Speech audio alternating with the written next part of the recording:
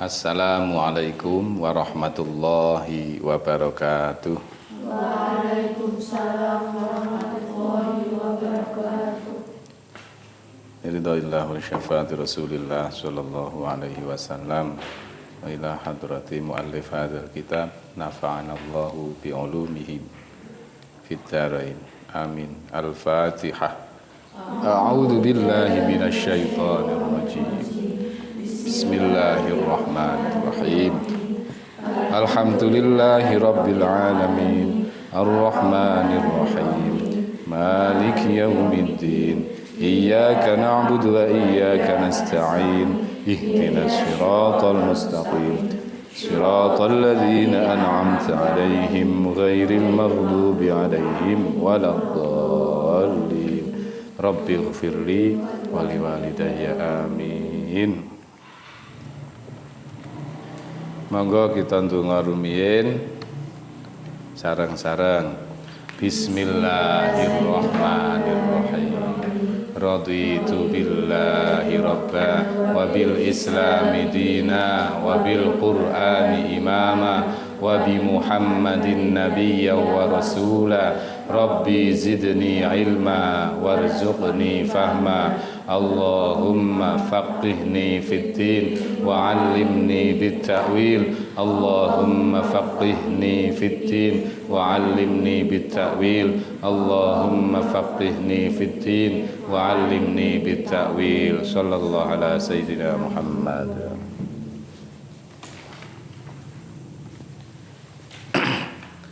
Alhamdulillahirabbil alamin. Berjumpa lagi di majelis yang mulia ini dalam rangka thalabul ilmi. Mudah-mudahan diridhoi oleh Allah Subhanahu wa taala. Amin ya rabbal alamin. Mari kita sholawatan dulu agar mendapatkan syafaat dan supaya tidak ngantuk ya. Sholawat yang viral saja. Singkel. Ya Rasulullah. Hafal dong? Cirolu. Ya Rasulullah, salamun alaik. Ya Rafi'a sya'ni wa daraji. Atfat yaji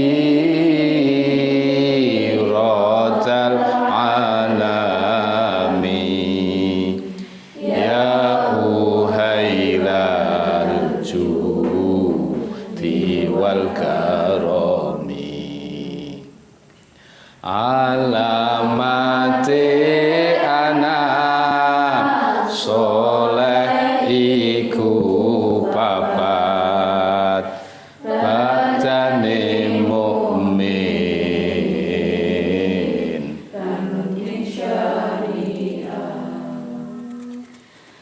kang dihen lisane alus ngendikane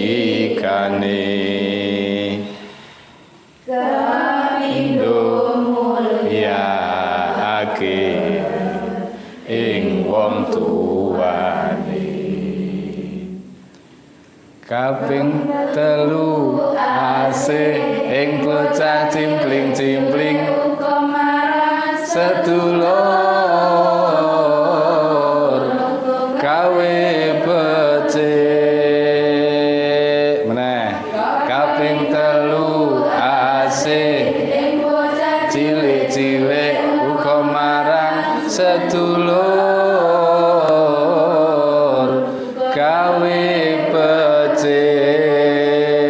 Terus kaping papat anut ing ilmune dadi tanggung jawab ora ngawulane. Ya Rasulullah, salamun alaik.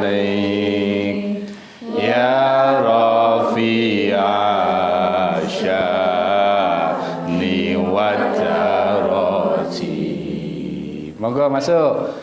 Al-Fatihah rotal alami ya uhailal judi wal karami. Shallu ala Nabi Muhammad. Nada rendah wae yang ndak do kecetit. Nek sing dhuwur kae ana mate ana sulaiku limo papat apa limo? Oh, papat. Masya Allah, Masya Allah. Para santri rahimakumullah. Melanjutkan 1 tahun yang lalu. Buka halaman 46. Ya, 46.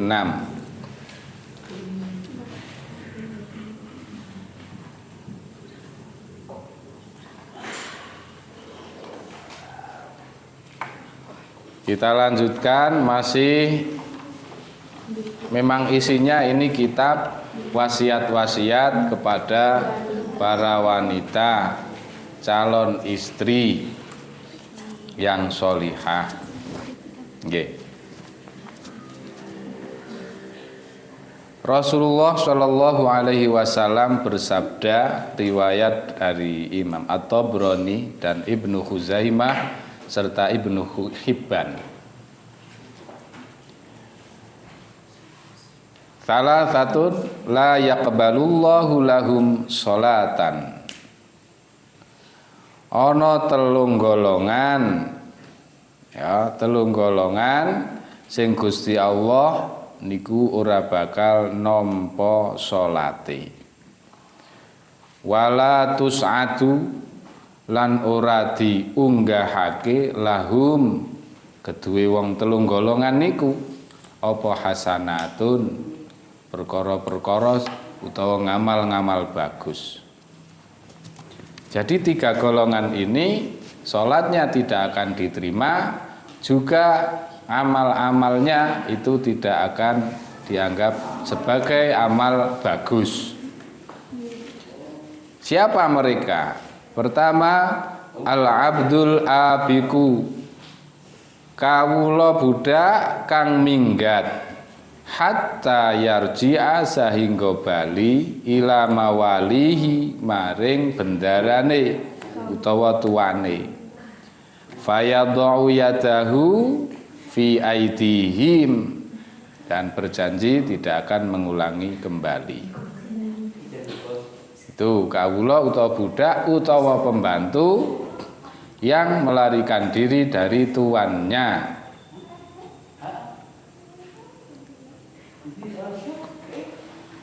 Tentu saja larinya itu karena tidak karena dizolimi. Tuannya atau bendarane kuwi baik-baik saja. Budaknya atau pembantunya juga diperlakukan dengan baik. Ya digaji, nek saniki kan wis ora ana perbudakan, ya ora ana budak nang Indonesia. Anane pembantu, ngoten ta?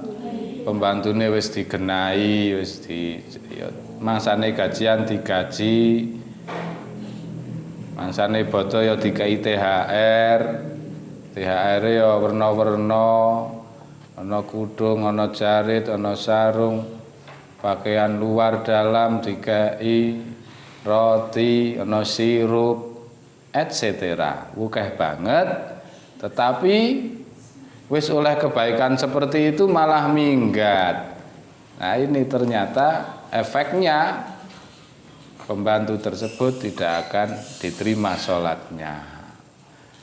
Neng kula ndongake cah sakmene kabeh muga-muga ora do dadi pembantu. Amin. Man sekolah tekan SMA dhuwur-dhuwur kok mengarak dadi pembantu toh? Nah, SMA itu kan jurusannya kuliah. Nggih napa nggih? Nggih. Nek sing ora jurusan kuliah itu SMK, sudah siap kerja. Jenengan masuk SMA, masuk MA itu artinya siap melanjutkan ke jenjang berikutnya. Karena memang belum siap kerja. SMK ngono wis disangoni. Nah, jurusan TKJ berarti siap kerja di jaringan komputer. Jurusan apa meneh kayak tata boga berarti siap menjadi no tata busana berarti siap menjadi penjahit, desainer gitu. No jurusan teknik mesin siap menjadi bengkel. Maka itu siap kerja. Nah, SMA kan belum. Tapi sangat disayangkan lulus SMK, SMA kok mengarah dadi pembantu. Kuwi eman-eman. Nah, ya oke sing pancen bejo dadi pembantu bejo. Pembantu nang luar negeri. Terus tuannya genah banget. Tuannya kemana-mana dijai, nang luar negeri dijai, nang dinti dijai, ya sangoni. Kuwi sing bejo. Nek ora bejo kan disia-sia. Sebelai, kadang ada pelecehan seksual. Kalau di TKW nang Arab atau di luar negeri yang lainnya banyak yang mengalami hal seperti itu. Ya muga-muga cah kene ora kaya ngono kuwi ya. Amin. Wal mar'atu lan nomor loro wong wadon asakhitu kang bendoni alaiha ing atase wadon sapa zaujuha bojo lanange wadon hatta yarda sahingga ridho sapa wong lanang. Sing ora ditampa salate ora dianggap apik ngamale. Nomor loro yaiku wong wedok sing digedhingi utawa sing gak dimarahi oleh suami sampai suaminya ridho, tidak marah lagi, tidak nesu lagi.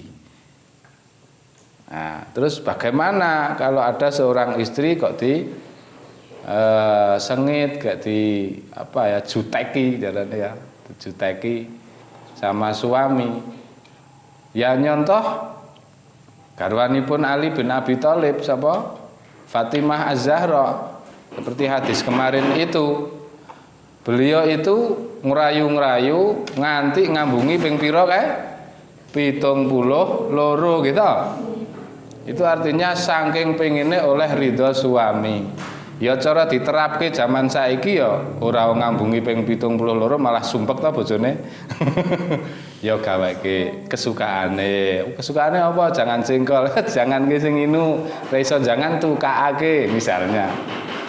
Demi ridho suami. Ya memang begitulah. Begitulah derajat suami terhadap istri. Ngaten. Sampai-sampai kan Rasul pernah bersabda, seandainya manusia boleh sujud kepada manusia yang lainnya, pasti akan kuperintahkan istri sujud kepada suami. Memang derajatnya begitu. Walaupun di dalam lagu memang istri itu unggul 3 derajat. Kita saya kelingan lagu itu apa ya kayak ibu ngono ta? Tapi kan itu sebagai ibu bukan sebagai istri. Berarti lagu kue menyinggung perilaku antara hubungan ibu dan anak, bukan suami dan istri. Jangan salah tafsir. Wasakronu lan wong mendem mabuk hatta yashuwa sehingga waras. Wong mabuk kuwi salate ora ditampa. Wong salat kok karo mabuk. Kan berarti sing diwaca kuwi tidak sadar. Seorang yang tidak sadar apa yang diucapkannya, ya kuwi ora dianggap kalam. Secara tata bahasa saja tidak dianggap kalam, apalagi dalam peribadahan. Ora meng wong mabuk, wong lindur kae Sampean umpamane nek turu bareng-bareng ngono to jajar. Kamu nglindur, misalnya iki siapa jenenge? Lia. Nglindur ngunek-ngunekake Utri. Piye contone? Utri kurang ngajian, Utri pancen cruwek, ngising ra goyang misalnya. Atau lain sebagainya. Ya Utri ra kena serik, wong ki gak nglindur ora sadar kaya wong mabuk. Itu secara hukum tidak dicatat sebagai dia ngunek-unekke kae. Nah, apa meneh wong mabuk kok nglakoni salat, wong mendem nglakoni salat, Gusti Allah wae moh nganggep kuwi wong salat. Artinya tidak ditampa. Tidak ditampa, ora diterima. Nek wis sadar, mabuk tapi sadar, ra ono ah. Nek mabuk tetep mboten sadar. Mabuk itu sadar menurut pengakuan orang yang mabuk, tapi menurut yang lain itu enggak sadar itu, karena orang yang mabuk itu sudah hilang akal sehatnya, dan fungsine miras itu kan menghilangkan akal kesadaran. Maka banyak orang yang broken home, orang yang stres karena masalah hidupnya, pengen menghilangkan masalahnya itu dengan jalan pintas mabuk. Tapi kan ilangnya sementara. Sementara. Engko nek wis ilang mabuke nelongso meneh. Kan gitu. Kantongnya bolong. Nggih to. Padahal sarane agama kon bertakwa. Nggih napa nggih para rawuh? Nggih. Aku nek lagune Roma iki kepriye ya kaya? Ora sing kuwi ya. Kula lali. Ora nek kuwi ngono lagune. Nah, saya ulangi lagi, ada 3 golongan itu yang tidak diterima sholatnya dan kebagusannya ora dianggap sebagai amal sholih, yaitu budak yang lari dari tuannya, yang kedua wong wedok istri yang sedang dimarahi oleh suaminya, dan yang ketiga adalah orang yang mabuk. Kita lanjutkan.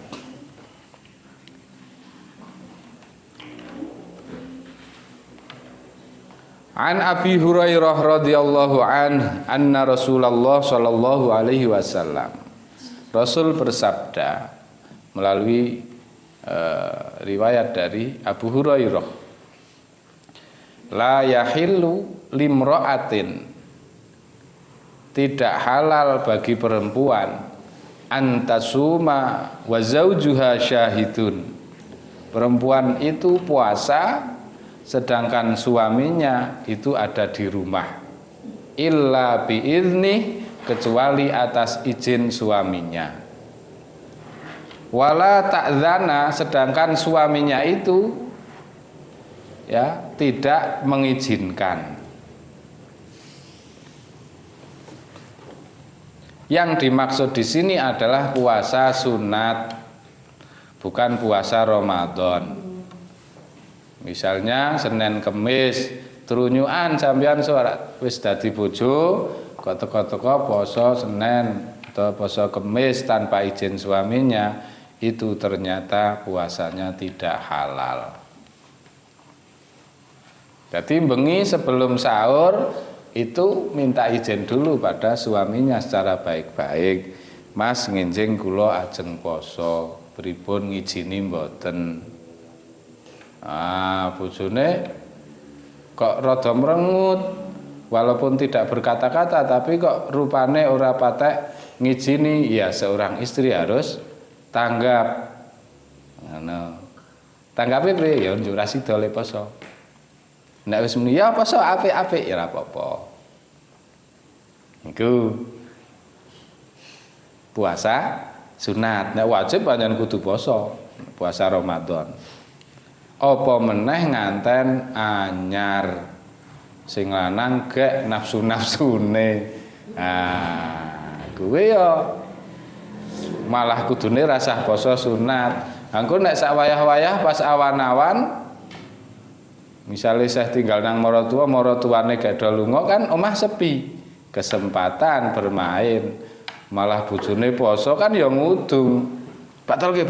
Nah, kalau terkadung wis poso kok njuk awane itu ternyata suami ngersakake ya kudu dibatalke. Karena puasa sunat. Ngoten. Jangan mempertahankan diri, gak poso ora terus digembok kabeh awake. Enggak seperti itu. Astagfirullahaladzim. Juk gemboke kaya ngopo? Apa ana sing digembok kathoke? Info saka pusat ngono kuwi. Ya. Jadi sekali lagi yang dimaksud adalah puasa sunat. Bukan puasa wajib Ramadan atau puasa nazar. Sing wajib lak niku. Nggih to? Utawa puasa nyarutang. Ya, puasa wajib Ramadan, nazar, nyarutang. Hah? Nyarutang dianggap wajib, maka tanpa izin suami pun poso ora apa-apa. Ya, kita jeda sejenak untuk menjawab adzan. Allahu akbar. Allahu akbar.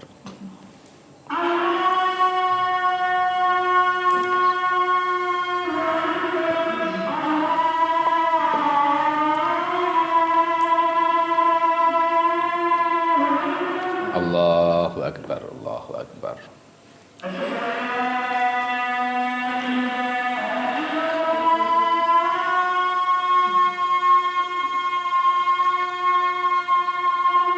Asyhadu an la ilaha illallah.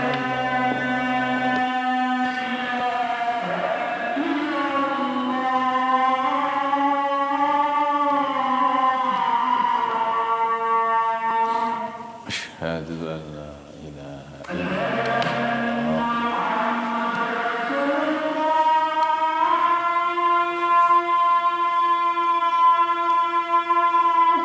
Asyhadu anna Muhammadar Rasulullah.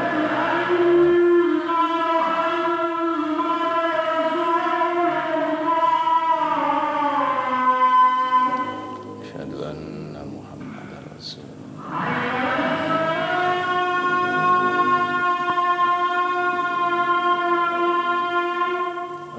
La haula wala quwwata illa billah.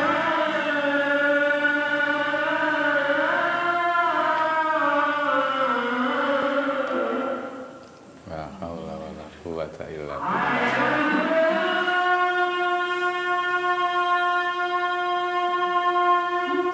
La haula wala quwwata illa billah.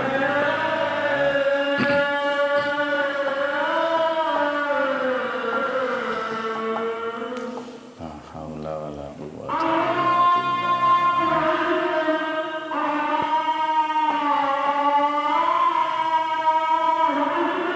Allahu akbar. Allahu akbar.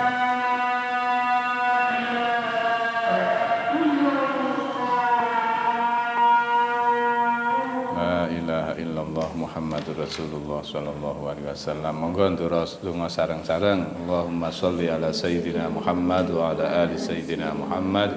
Allahumma rabb hadhihi ad-da'wati at-tammah was-salatil qa'imah ati sayyidina Muhammad wasilata wal fadilah wasyarafa wad darajatal 'aliyata ar-rafi'ah wa ba'athu maqaman mahmudan alladhi wa'adta innaka la tukhliful mi'ad ya arhamar rahimin.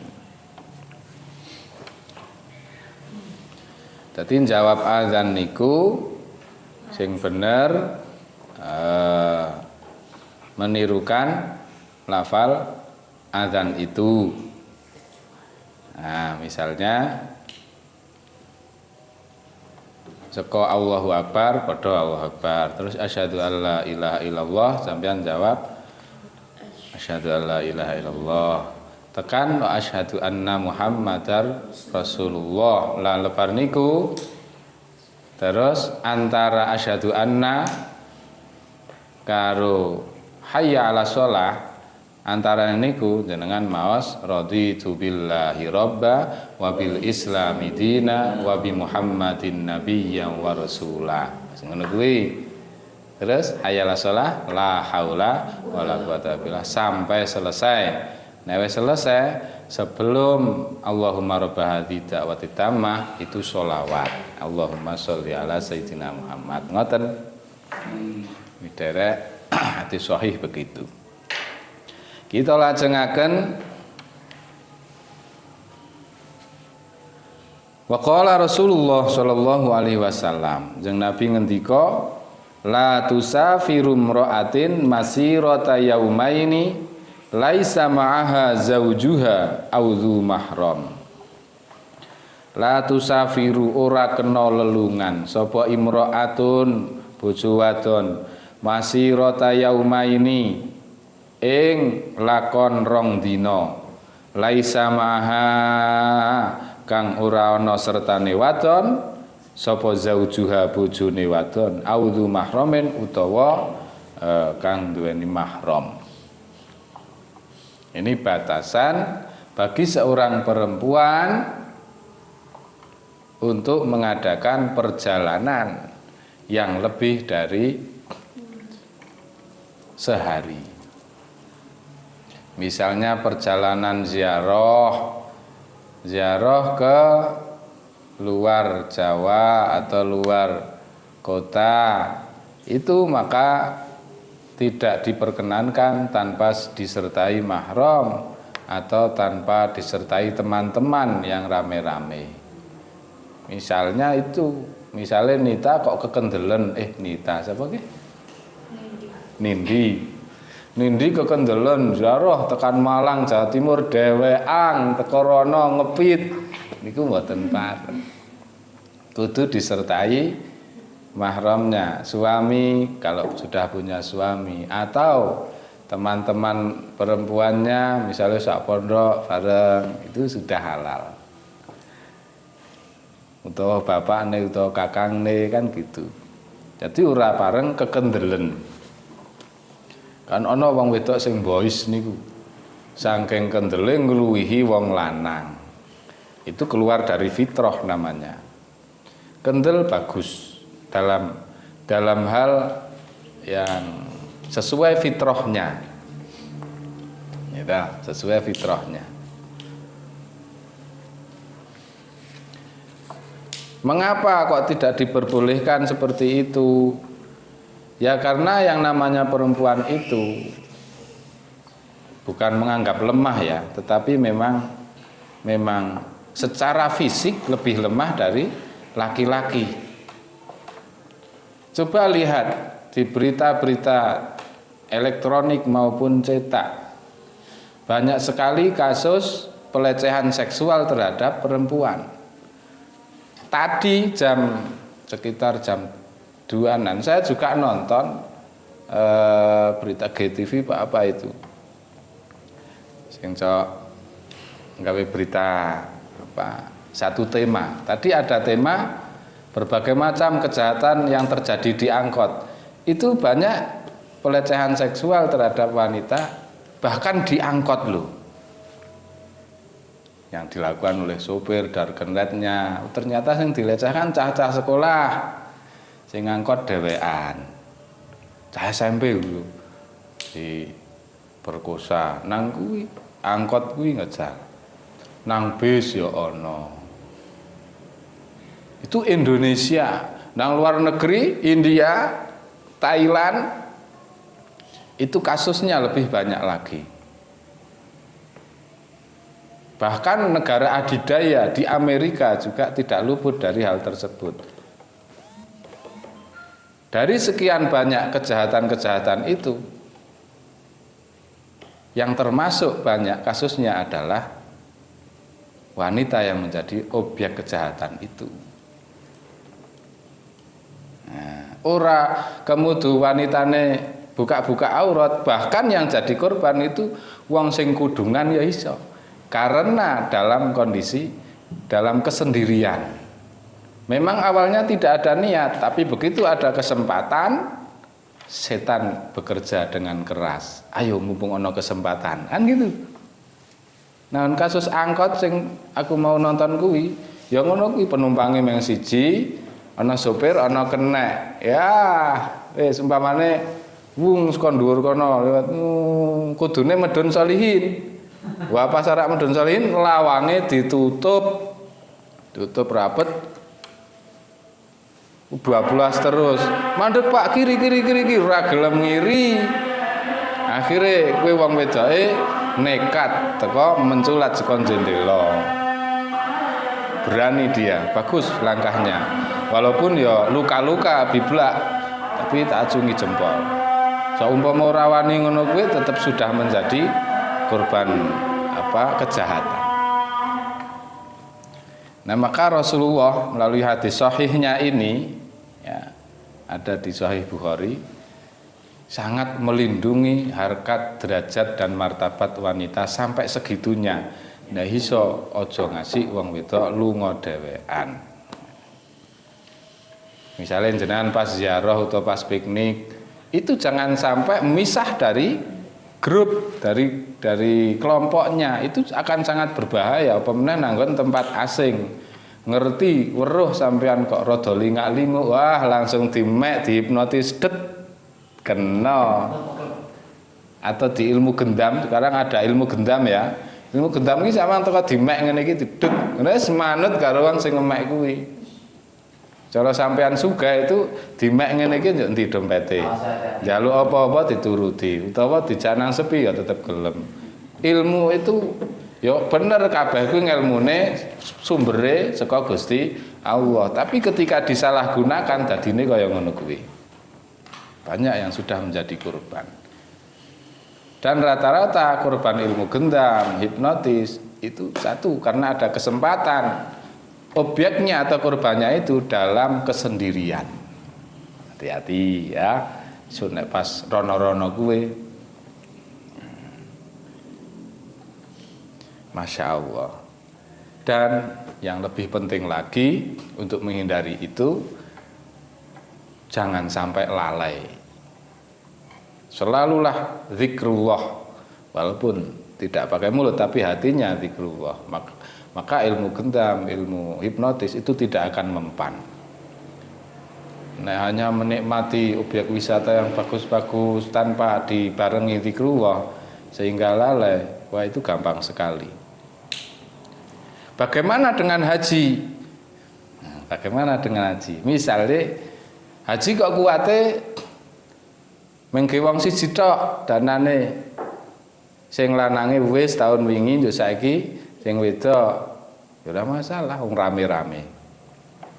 Rame-rame, ora kaya haji mbiyen mengkate dewek-dewek. Kalau ini rame-rame enggak masalah. Di sana banyak teman-teman yang sejenis. Tapi memang alangkah baiknya bersama mahramnya. Jadi kasusnya zaman biyen karo saiki beda. Umpamane saiki sing haji bojone wedok tok, sampean ya, misalnya haji mangkat. Tapi kan ana pembimbing. Gitu, ada pembimbing, ada teman-teman yang satu daerah. Maka kemudian itu dikelompokkan per kloter-kloter saka daerah Magelang ya bareng ya dikelompokke, ora kepijen.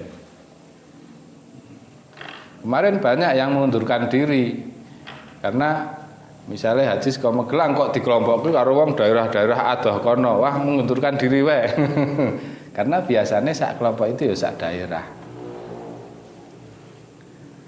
Ini hadis kalau dicermati secara mendalam itu banyak sekali contohnya. Kita lanjutkan wan Abi Hurairah radhiyallahu anhu anin Nabi sallallahu alaihi wasallam. Kita omongke mau lau kuntu amiron ahadan an yasjuda li ahadin, seandainya aku boleh memerintahkan seseorang untuk bersujud kepada orang lain, la amartul mar'ata an tasjuda li zaujiha, pasti akan aku perintahkan seorang istri bersujud kepada suaminya. Ini menggunakan lam taukid, la amartu. Ini menunjukkan penekanan. Yakti ingsun, perintah. Berarti ini menunjukkan penekanan, keyakinan, dan sungguh-sungguh. Artinya apa? Bahwa seorang istri itu memang harus tunduk dan taat kepada suami dalam hal kebenaran. Tidak sebaliknya. Kan wis tahu ono film judulnya Suami-suami takut istri. Suami-suami takut istri. Ya pancen akeh contone. Suamine tegak, gede dhuwur, brengosen, jenggoten, begitu disentak bojone sepisan goblok ndadak. Sampeyan nek dadi istri aja galak-galak, mesake bojone wis sangar-sangar atau goblok dadak mergo sampeyan. Rasa lunga. Muncang mancing, misalnya hobine mancing ya ben mancing ngono lah. Sing penting sampeyan dinafkahi gitu. Hobine muncang mancing nongkrong karo kancane ya mbok ben luweh. Sing penting manfaat ngono wae. Asal sampeyan wis dicukupi, anak-anak ya wis cukup. Gitu. Wis paman sok nek dadi bojo aja galak-galak mesake. Jangan sampai menciptakan suami-suami takut istri. Wah, suami ra regane nek ngasih takut istri. Itu yakin campur sumpah. Biasanya suami takut istri itu faktornya satu, istrinya terlalu cantik. Dua, istrinya terlalu kaya. Kok wong lanange biasa-biasa wae ngono lho. Wong lanange biasa-biasa wae. Kan ya ana ta ngono kuwi. Wong wedok sugih ora payu-payu, terus teko gelem dilamar wong biasa-biasa saja. Neng engko tembe mburine iki kadang-kadang kasuse kok ngono kuwi. Engko bojone berbuat salah sithik, sentak ngono wis ra wani apa-apa. Sampeyan modal apa? Modal katrok kombor wani-wanine. Nah, diungkit-ungkit wis ra wani apa-apa. Atau suami rada pengangguran, gajine sithik, bojone wedok gajine gedhe, kuwi nyamari kuwi. Nyamari. Kalau wong wedoke istrinya itu tidak solihah, bisa-bisa hal seperti itu masalah gaji dijadikan sebagai senjata untuk menjadikan suami-suami takut istri. Nah, maka pesan saya, sok kamu dadi istri.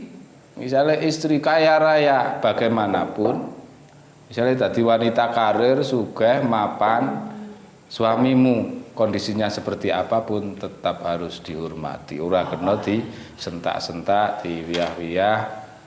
Cuma sampean sukses ngono terus sing kon momong wong lanange terus sing kon asah-asah wong lanang, malah kualik kuwi ya to. Ning pancen cok ana ngono kuwi. Itu sudah masuk bukan hanya di kota, nang desa-desa ya wis akeh. Indosiar. Masya Allah, terutama nang film Indosiar. Nek wis kebangetan nek. Ya memang berangkat dari kisah nyata, tapi biasanya kalau sudah difilmkan itu ditambah-tambahi. Tambah-tambahi. Dibumboni. Karena memang masakan tanpa bumbu itu tidak sedap. Ya ta, mudeng ora janjane? Enggak aja turu kae, wah payah kok. Aja turu. Mendekatkan Dalam mimpi ya. Memang suara saya itu terlalu merdu. Jadi krungu itu kadang-kadang cak itu saking merdune suarane kula asli. Sepoi suara kok sepoi-sepoi. An Abi Aliyin Talqi bin Aliyin radhiyallahu anna Rasulullah sallallahu alaihi wasallam. Rasul bersabda, "Idza da'ar rajulu zaujatahu li hajatihi falta'tihi wa in kanat 'ala tannuri." Ketika seorang suami mengundang atau mengajak istrinya untuk memenuhi hajatnya. Hajatnya itu bisa jima, bisa kelon, ya, bisa guyon-guyon. Nah, itu seorang istri faltakti. Di sini pakai lafal faltaktihi. Mongko becik nekanono. Artinya ini tidak paksaan. Mongko luwih apik nekanono. Artinya apa? Ya nek pancen kondisine ora memungkinkan, oke lah bisa tawar menawar. Sik Mas nanggung, ngono ta. Wa in kanat alat tanuri, senajan itu sedang di dapur. Luwih becik nekanono. Artinya lebih cenderung ke mengiyakan. Misalnya sama kayak masak itu nganten anyar nah itu kayak masak apa oseng suaminya gelisah gudo-gudo jual jawi lah kode gitu. Jadi ayo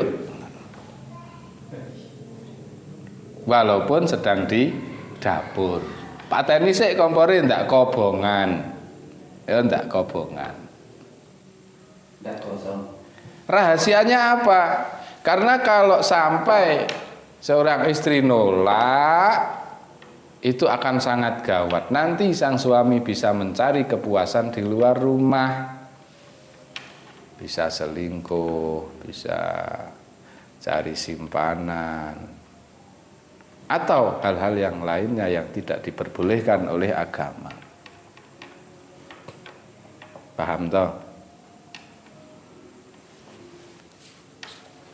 Ini hadis saya bingi-bingi ya wis, tapi dalam bahasa lain. Warawa Abdullah bin Mas'ud. Abdullah bin Mas'ud meriwayatkan bahwa Rasulullah Shallallahu Alaihi Wasallam bersabda, "Idza ghasalat imra'atun thiyaba zawjiha kataballahu laha alfa hasanah." Ketika seorang istri mencucikan baju atau pakaian suaminya, maka Allah menetapkan untuk wanita itu atas basuhan bajunya itu dihitung sebagai 1000 kebaikan. Sakwasuhan sing ngumbahke klambine bojone klambi siji kuwi 1000 kebagusan. Wa ghafara laha alfai khati'atin, dan Allah memaafkan 2000 kesalahan. Wastaghfara laha kullu syai'in tala'at alaihi syams wa rafa'a laha alfa darajah. Dan setiap sesuatu yang terkena sinar matahari itu ikut memintakan maaf kepada sang istri tersebut dan diangkat derajatnya 1000 derajat. Ini kabar gembira saking Rasulullah Shallallahu Alaihi Wasallam. Gitu. Banyak yang membuli hadis-hadis yang dirangkum dalam kitab Akhlakun Nisa ini, membuli terutama wanita-wanita yang sok yes, wanita-wanita yang memperjuangkan emansipasi wanita, sehingga membuli hadis-hadis Rasul ini. Wah, wanita kok sebegitunya dijadikan ngene, jadikan ngene. Itu karena wanita-wanita tersebut tidak sadar akan fitrahnya. Ojo melu-melu sampean. Dadi wanita pokoknya ojo sok yes membela emansipasi wanita sampai sebegitunya membela hak asasi. So nek sampean wis dadi wong pinter, aja kepinteran njuk dadi keblinger. Harus sesuai fitrah. Ngoten ceritane. Niki hadis sahih niki. Bahkan ini kabar gembira. Ben apa? Ben para wanita kuwi dengan ikhlas mau ngeladeni bojone sehingga sampai ngumbahke pakaiane kuwi diiming-iming karo Gusti Allah, dicatat sebagai 1000 kebaikan. Alhamdulillah mboten niku. Alhamdulillah. Sampeyan nek wis ngerti ngene bayangane wah berarti so aku nek dadi bojo wedok panen ganjaran nggih ya pancen iya. Nang ya kuwi ganjaran ki pancen ora ketok ya. Ora ketok. Ini yang pertama harus dilakukan, butuh keimanan, kepercayaan. Sampeyan percaya apa ora nek Kanjeng Nabi ora tau ngapusi? harus percaya wong muslimah kok. Sing bangsa ganjaran swarga neraka kan ra ketok. Kuwi bangsa kepercayaan, keimanan. Ora usah nemen-nemen digoleki buktine. Buktine Gusti Allah ana ngendi? Yo angel. Ada sebuah cerita begini. Ana wong potongan, mungkin kalian pernah mendengar cerita ini. Ada orang potongan, potong. Tukang potongnya, tukang cukure kuwi ngene. Allah itu enggak ada. Sing dipotong, ya ada, Allah ada. Allah enggak ada. Sing tukang cukure. Ada, enggak ada padu gitu. Kalau memang Allah itu ada, mengapa nasib saya ini begini-begini amat, rata sugah-sugah? Allah itu ada. Sampai lemotongi rampung, Allah ada, ora rampung li padu. Rasane wis rampung, sing dipotongi metu saka barbershop kuwi ya, saka apa? Cukuran kuwi. Nah, sampai di luar dia melihat orang gondrong, kumel, sajake pengemis. Kuwi teko dijak, juju tak jak nang tukang cukur. Itu sampai ngarep tukang cukur. Wong kuwi sing mau cukuran ya, kuwi bengok. Tukang cukur ora ana. Tukang cukur ora ana, saka njero ana sing nyauri, "Ada. Tukang cukur ana." Dijawab saka njaba meneh, "Ora ana." Terus dijak mlebu sing gondrong kuwi. Tukang cukur ora ana, baleni meneh. Ana. Kalau memang ada, mengapa ada orang gondrong seperti ini, kumal, ora terurus? Tukang cukurnya jawab, ya karena dia tidak datang kepadaku. Oh gitu ya. Oh berarti Allah ada atau enggak? Ya Allah enggak ada. Ono jawab tukang syukur, Allah itu ada, hanya karena kamu tidak datang kepadanya. Terus tukang cukure mak cep. Nah, tukang cukure kuwi akan membuktikan bahwa Allah ada kok diukur dengan harta, benda material. Ya ora nyambung. Ora nyambung. Padha karo kasus niki, jenengan percaya karo 1000 kebaikan, kemudian diangkat derajatnya 1000 derajat. Kamu rasa bayangke yuk derajate dhuwur kaya ngopo, ndak ya ya. Kan ini adalah kawasan keimanan. Jangan diukur dengan garisan. Padha kamu ngukur Allah Maha Besar.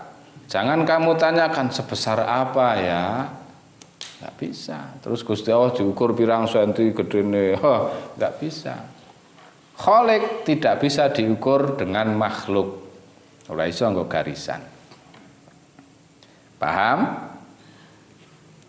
Sregep ling mbaya, nggo ringso dan lain sebagainya. Ya, sampai ini dulu hadis pada halaman 52. Kita sambung pada pertemuan yang akan datang. Mudah-mudahan bermanfaat. Doa saya selalu mudah-mudahan para santri putri besok menjadi wanita solihah dan istri solihah, sehingga memperoleh derajat yang tinggi di sisi Allah Subhanahu wa ta'ala. Kalau istri solihah jadi ibu solihah, anak-anaknya pun insya Allah jadi anak yang solih dan solihah. Amin ya rabbal alamin. Sing melek ya tak dongake ngono kuwi, sing turu ya engko nek kurang paham takon sing melek nggih. Kurang paham meneh ya kabaman kangen buka YouTube kula. Sadonge Pak Mahmud kae ngomong apa to buka meneh nek anu ya. Pun wallahu alam bisawab. Mari kita tutup dengan doa. Bismillahirrahmanirrahim. Allahumma ftah alaina hikmataka wangsyur alaina rahmataka wa dzakkirna ma nasina ya dzal jalali wal ikram. Subhanakallahumma wa bihamdika asyhadu an la ilaha illa anta astaghfiruka wa atubu ilaik. Walhamdulillahi rabbil alamin. Ihdinas siratal mustaqim. Wassalamualaikum warahmatullahi wabarakatuh.